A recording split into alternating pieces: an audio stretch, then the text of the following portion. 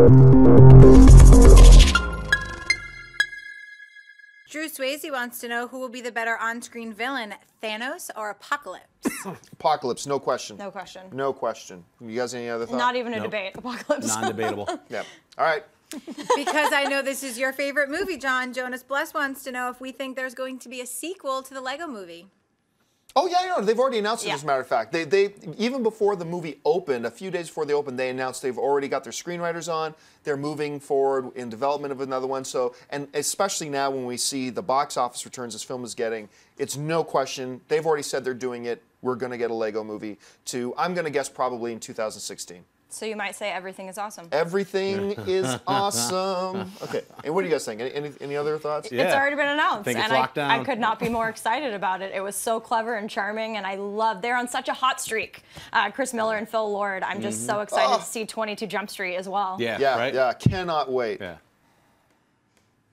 Alex Frankish wants to know, when watching a Marvel film, what do you enjoy more, the film or the anticipation of the post-credit teaser? Hey, you know what? It's not a ridiculous question because you are, every time you go into a Marvel film, you're like wondering what it is, Right. but it's definitely the film. When I go into Thor 2, I'm excited about Thor 2. Looking forward to what comes after the credits, but I am most excited about Thor 2. So, yeah, for me, it's the film. Yeah, that's the meat and potatoes, and then dessert is the post-credits. Right. Yeah, and the best one still to date was in the Wolverine with the X-Men teaser. That is still my absolute favorite. I am so excited for that film.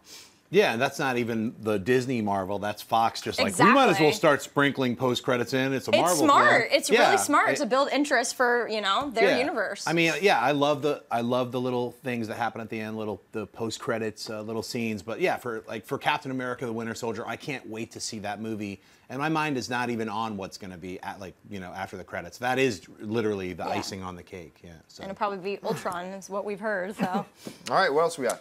I think that you've addressed this before, but Bill Costa wants, first he says Happy Gwen's Day, and then he wants to know if we think it's possible that Gwen Stacy is going to die in Spidey 3, not 2. Oh, I have no doubt. Oh, sorry. Is she going to die in 3, not 2? No, I completely believe she dies in 2. They've already said that they filmed a massive, it's public knowledge that they filmed a massive 3-day-long funeral scene. I totally believe that's Gwen Stacy, so I believe she dies in 2, no doubt. Because originally, when they were going to have Mary Jane in Spider-Man 2, she was going to be the post-Gwen Stacy love interest. Exactly. And ultimately, the filmmakers decided, you know what? We feel that we're shortchanging the emotions Peter had for Gwen by having him move on to the next love interest so quick, and that's why they took Mary Jane out of the film. So undoubtedly, it happens in 2.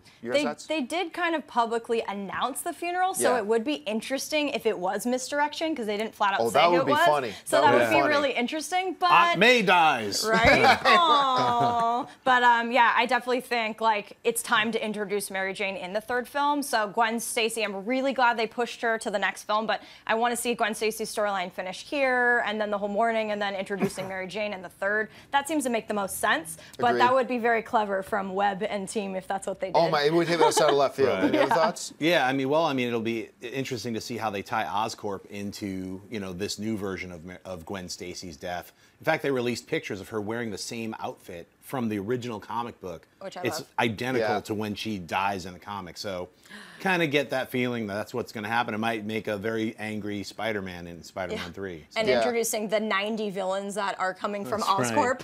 Right. Yeah. All right, what's next? Tucker says, hey guys, I just wanted to ask you with the Bond news today, who was your favorite Bond and Bond villain? I'll be honest with you, I'm not really clear on what the Bond news today is because I finished writing the show notes at 8 o'clock in the morning, and after that, I don't know what goes on. So whatever's been announced.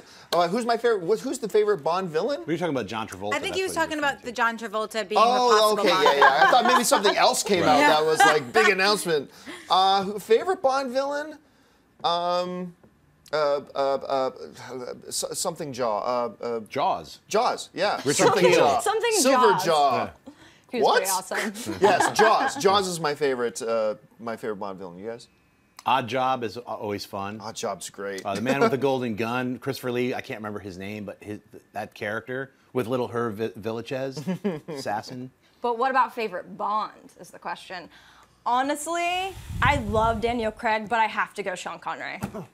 You know what? I don't mean to be a come lately guy, but I actually think it's Daniel Craig. I love Daniel Craig. And the reason for me is because, and there's a very strong argument to me for Sean Connery or Roger Moore or whoever else. They were all good. But the reason it strikes for me as Daniel Craig is, I believe like your two pillar James Bonds are Sean Connery, Roger Moore. Each were a very different kind of James Bond. Roger Moore epitomized the suaveness of James Bond.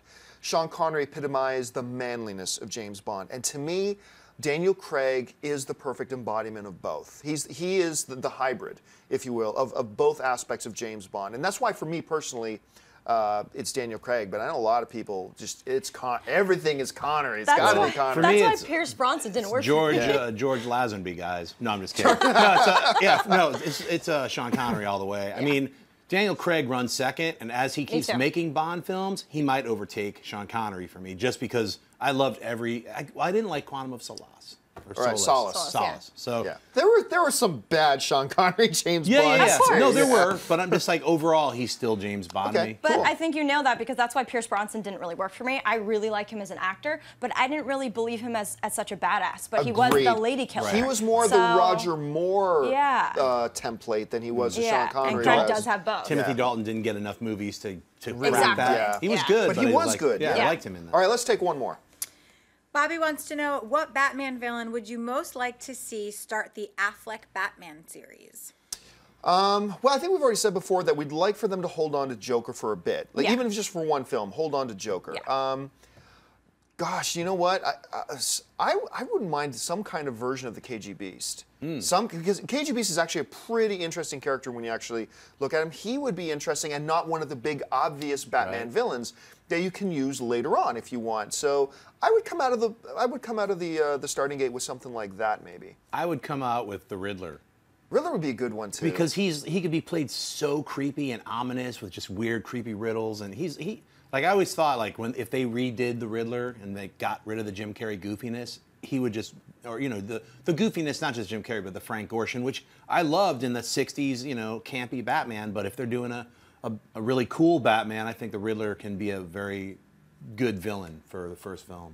Oswald Cobblepot. I love him so much. If they go more with the No Man's Land kind of version of him, like he's the arms dealer, he's whatever, more than the Danny DeVito version that we've had, I'd be totally down for that. And I would like a new Riddler, because I love Jim Carrey, but he was too goofy and silly. The Riddler is much more menacing than they showed him. But he fit the movie. For that movie, he did. Yeah, well, it was all very two-faced, everything was The Penguin's going to be in the Gotham series, and they're really beefing his role up as like that I don't care about the TV stuff. But I'm just saying, like, I think when they're going to use the Penguin in that, I think that means that they're not going to use him. Possibly, That's just, my mind was like, oh, if they're like making the Penguin the big Gotham bad guy, then they're going to leave some of these other villains for the movie. Could be, could be. If you like this video, be sure to give it a thumbs up, and don't forget to subscribe to AMC Movie News on YouTube. It's free and a great way to stay updated with all the latest movie news, and check out our daily show, AMC Movie Talk. Also, don't forget to check us out on Facebook and Twitter to stay in the loop for our special prizes, giveaways, and contests.